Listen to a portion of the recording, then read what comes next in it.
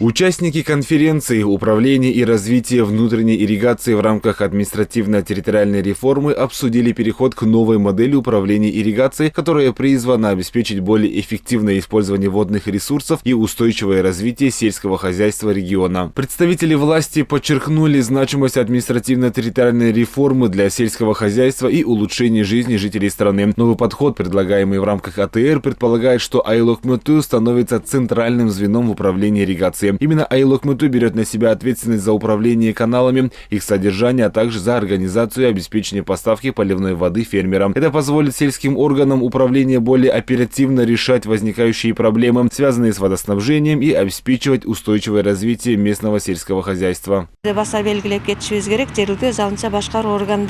основной закон о местном самоуправлении включено 25 важных вопросов. Однако вопрос об орошении земель не вошел в их число. 25 жергиликтүү маанидеги маселелер камтылып кетилген.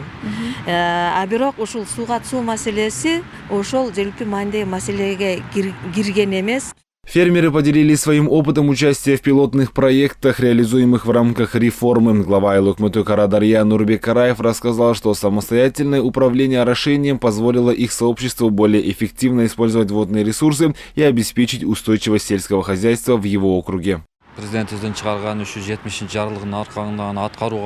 Согласно указу президента, за номером 375 Айлок-Муту вновь взяли на свой баланс внутренние каналы и системы ирригации. Теперь полное обслуживание и обеспечение фермеров поливной водой возложено на нас.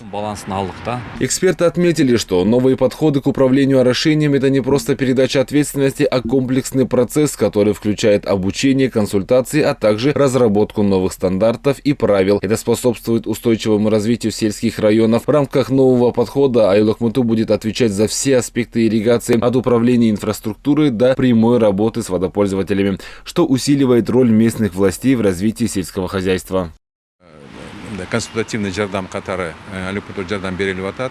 Айлок-Муту оказывают консультативную помощь, которая включает, например, вопросы управления муниципальными предприятиями и контроль за ирригационной системой. На сегодняшний день в этом проекте участвует 25 айыльных аймаков.